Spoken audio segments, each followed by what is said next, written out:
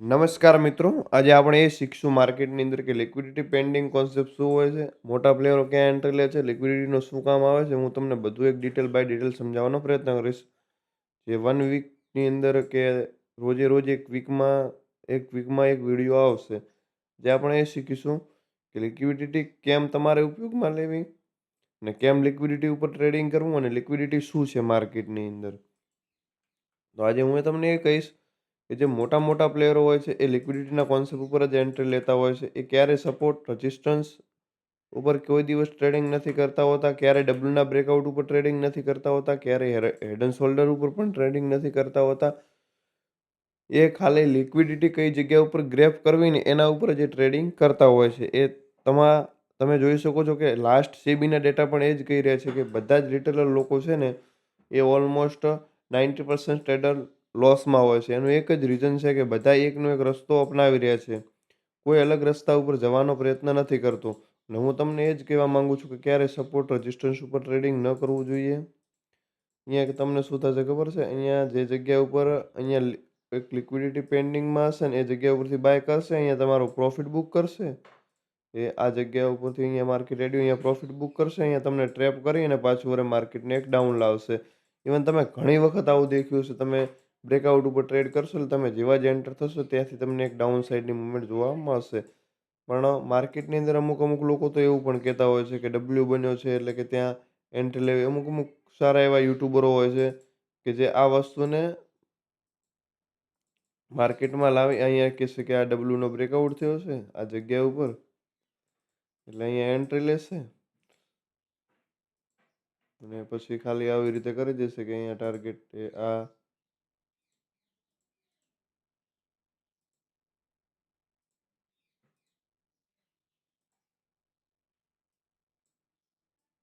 અહીંયા આવી રીતે સ્ટોપ લઈ રેન્ડમલી સ્ટોપ લોસ મેળવી દેશે. બસ આ રીતે કરી નાખશે. ઇવન 20 વખત બનશે ને એની અંદરથી તમારે ડબલ્યુ ખાલી છે ને 17 વખત ફેલ થશે અને 3 વખત ખાલી વિન થશે. નહીતર તો લોકોને વિશ્વાસ જ ન રહે ને વિન ન થતું હોય તો. આ રીતે તમને પણ હકીકતમાં એન્ટ્રી ક્યાં લેવી જોઈએ ખબર છે? આ જગ્યા ઉપર ઓર્ડર બ્લોક પ્રમાણે. તમે એટલું વિચારો કે ઓર્ડર બ્લોક એવી વસ્તુ છે ને કે જ્યાં મોટા મોટા ફંડ જેમ કે સ્ટોક ઓપ્શન હેઝર, સેબીનો ફંડ, અરે સોરી એસબીઆઈનો ફંડ, એલઆઈસીનો ફંડ, એફઆઈએનડીએસ થોડી ને સપોર્ટ ઉપર કામ કરતા હશે. એ લોકો ક્યારેય પણ સપોર્ટ ઉપર ના કામ કરે. એ લોકો લિક્વિડિટી બનાવે ને લિક્વિડિટીને ક્રેક કરીને માર્કેટની અંદર પ્રોફિટ બુક કરતા હોય છે. લિક્વિડિટીને ગ્રેપ કરીને માર્કેટમાં કામ કરતા હોય છે. તમે જોઈ શકો છો ઓલમોસ્ટ. હું તમને એ સમજાવવા માંગીશ કે કોઈ દિવસ તમારા સપોર્ટ રજિસ્ટન્સ કોઈ પણ ઇવન ઇન્ડિકેટર ઉપર પણ મારા ચાર્ટની અંદર તમે જોઈ શકશો ટેલિગ્રામની અંદર કોઈ પણ ઇન્ડિકેટરનો પણ હું ઉપયોગ નથી કરતો. ખાલી જસ્ટ ઓર્ડર બ્લોક અહીંયા આવ્યો market just simple and thinking આ જગ્યા ઉપર ઓર્ડર પેન્ડિંગ હોય એટલે આપણે ખાલી ઓર્ડર પંચ કરવાનો રહેશે. આ જગ્યાનો સ્ટોપ લોસ રખે ટાર્ગેટ 1 જેમ 2 સિમ્પલ થિંકિંગ ખાલી માર્કેટને સિમ્પલ રીતે સમજો ને તો સારામાં સારું છે. ભાઈ support resistance head and shoulder છે. ભાઈ પિન બાર બની અહીંયા પિન બાર બની દાખલા તરીકે તો અહીંયા આવી ટાઈપની પિન બાર બની તો કે સેલ કરો. પણ આ રીતે તમે માર્કેટની અંદર લોસ થવાનો મેઇન કારણ આ છે. જે લોકોના 16 મિલિયન કે 17 મિલિયન વ્યૂ છે ને એ બસ આ જ છે કે ભાઈ આ ચાર્ટ પેટર્ન બની છે, આ ચાર્ટ પેટર્ન બની છે, આ એને ફોલો કરો. પણ કોઈ દિવસ એવું નથી હોતું મિત્રો. ચાર્ટ પેટર્ન બન્યા પછી એને ફોલો કરવી કે એના ઉપર કામ કરવું ને એ બધું નથી હોતું. હવે લિક્વિડિટીનો કોન્સેપ્ટ શું હોય છે? લિક્વિડિટીની અંદર મોટા મોટા પ્લેયરો લિક્વિડિટી થ્રુ જ એન્ટર કરતા હોય. લિક્વિડિટી એવી જગ્યા છે, હવે હું તમને લિક્વિડિટીનો કોન્સેપ્ટ લિક્વિડિટી એવી જગ્યા છે કે જે જગ્યા ઉપર બાયર અને સેલરની ફાઇટ થઈ હોય છે.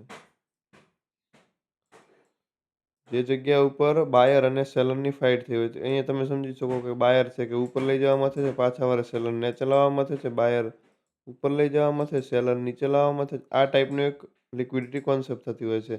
એટલે તમે આ જગ્યા ઉપર જોઈ શકશો ઓલમોસ્ટ તમે મોટા ટાઈમ ફ્રેમ ઉપર જોશો ને એટલે તમને દેખાશે કે એક એવી કેન્ડલ બની છે કે જેનો કોઈ નક્કી જ નથી હોતું. હવે તમે જોઈ શકો છો કે અહીંયા ચલો ભાઈ આ જગ્યા ઉપર સેલર વિન થઈ ગયા. ચલો આ જગ્યા ઉપર સેલર વિન થયા છે ને તો માર્કેટની અંદર ભવિષ્યમાં જ્યારે પણ માર્કેટ આ જગ્યા ઉપર જશે પાછું વરે ફરીથી તો જે પણ સેલરના ઓર્ડર પેન્ડિંગમાં રહી ગયા છે, આ જગ્યા ઉપર જે જગ્યા ઉપર એક્ઝિક્યુટ થવાના હતા એ થઈ ગયા, પણ જે બાકી રહી ગયા હતા દોડધામમાં, કારણ કે અહીંયાથી 500 ઓર્ડર એક્ઝિક્યુટ થયા હોય એટલે આમાંથી 200 દાખલા તરીકે રહી ગયા હોય ને, એ 200 પાછા વાર એક્ઝિક્યુટ થાય છે ને, એટલે માર્કેટની અંદર ફરીથી પાછું ડાઉન સાઈડનું એક મુવમેન્ટ જોવા મળે છે. આને કહેવાય છે મિત્રો લિક્વિડિટીનો concept. Simple thinking only for લિક્વિડિટીનો કોન્સેપ્ટ સમજ્યા? ખાલી થિંકિંગ વસ્તુ છે તો તમને સારી રીતે સમજો તો, પણ આની અંદર પણ બહુ બધા એક નિયમો આવે છે. એ નિયમો હું તમને સ્ટેપ બાય સ્ટેપ સમજાવવાનો પ્રયત્ન કરીશ. જે તમને સ્ટેપ બાય સ્ટેપ સમજાવવાનો. હવે તમે અહીં જોઈ શકો છો, દાખલા તરીકે આનો આ કોન્સેપ્ટ હું તમને અહીંયા જોઈ શકો છો કે ભાઈ બાયર હતા 30 કરોડ અને સેલર હતા સમથિંગ ગણો ને 50 કરોડ, એટલે સેલર અહીંયા વિન થઈ ગયા છે. પછી એમાં 30 કરોડ એટલે આ સાઇડવેઝ રહેતું હતું, પાછા વાળા 20 કરોડ એન્ટર થયા ને એટલે પાછું ઓર એક ડાઉન આવ્યો ને જે અહીંયા પણ ઓર્ડર પેન્ડિંગમાં રહી ગયો હોય ઓર્ડર ફરીથી એક્ઝિક્યુટ થાય છે ને માર્કેટની અંદર સારું એવું સેલિંગ તમને જોવા મળતું હોય છે. આવી જ રીતે મિત્રો ટ્રેડિંગ કરવું જોઈએ તમારે. કોઈ દિવસ સપોર્ટ અને રેઝિસ્ટન્સ ઉપર તમને ફિક્સ સ્ટોપ લોસ નહીં મળે. અહીંયા તો કેવું હોય ખબર છે, આ જગ્યા ઉપર જે પણ લિક્વિડિટી હતી એ આ જગ્યા ઉપર તમારો સ્ટોપ લોસ બની શકે અને 6 અહીંયા આ જગ્યા ઉપર એન્ટ્રી લેવાની થાય.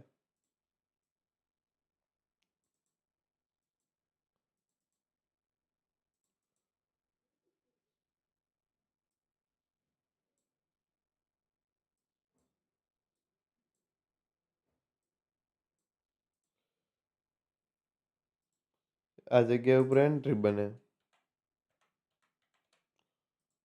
અને આ જગ્યા ઉપર સ્ટોપ લોસ બને. બસ ખાલી થિંકિંગ વાત છે, પણ બહુ બધા લોકો એવી જ એમએસસીડી મૂવિંગ એવરેજ ને એટલે ભાઈ ઇવન હું સ્ટોકનું ફંડામેન્ટલી પણ નથી જોતો.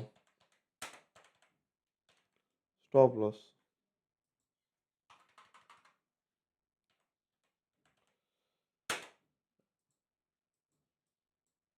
આ જગ્યા ઉપર સ્ટોપ લોસ બને. ટાર્ગેટ તમારો ડાયરેક્ટલી 1/2 નો જ રહે.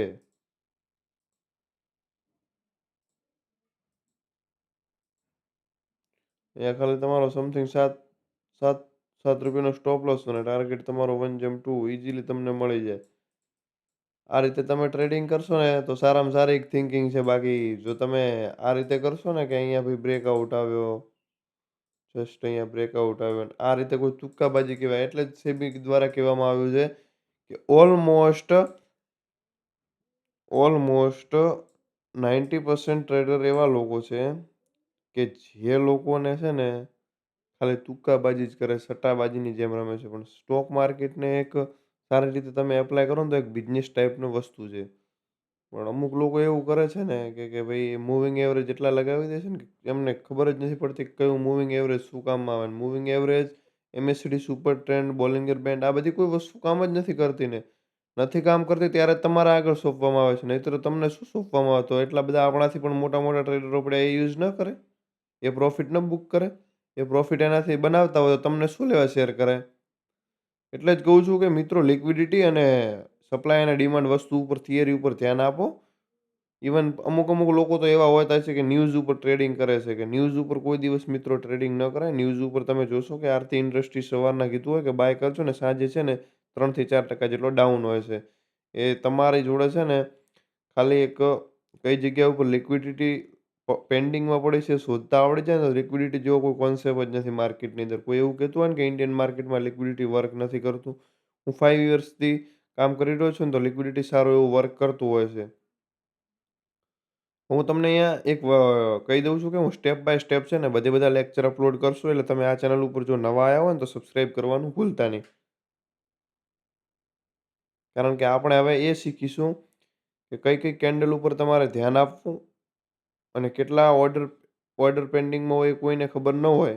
એટલે કઈ રીતે તમારા માર્કેટને જાણવું. જે જગ્યા ઉપર બાયર અને સેલરની ફાઇટ થઈ ગઈ હોય એક જ વ્યાખ્યા યાદ રાખવાની છે કે જે જગ્યા ઉપર બાયર અને સેલરની ફાઇટ થઈ હોય છે, જે વિન થયું હોય એવું કંઈ ન હોય બાયર વિન થયું હોય સેલર વિન થયું હોય. જો આ જગ્યા ઉપર હું તમને એ પણ કહી દઉં, જો આ જગ્યા ઉપર દાખલા તરીકે અહીંયા બાયર વિન થઈ ગયા, ચલો ભાઈ આ જગ્યા ઉપર બાયર વિન થઈ ગયા, તો બાયર વિન થયા હોય ને તો જ્યારે પણ માર્કેટમાં જાય ને અપ, એટલે આ જગ્યા ઉપર જે પણ ઓર્ડર પેન્ડિંગમાં રહી ગયા હોય ને એ પાછા એક્ઝિક્યુટ થાય ને સારી એવી એક રિકવરી આવે.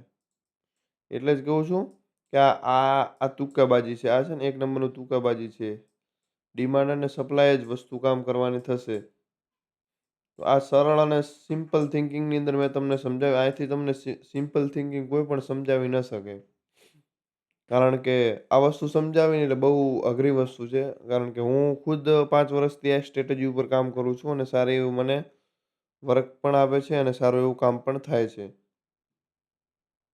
એટલે જ કહું છું મિત્રો કે તમે ખાલી છે ને 1 મંથ મને ફોલો કરો ને તો હું તમને કઈ રીતે માર્કેટની અંદર ટ્રેડિંગ કરવું ને હું તમને કમ્પ્લીટલી શીખવાડવાનો પ્રયત્ન કરીશ.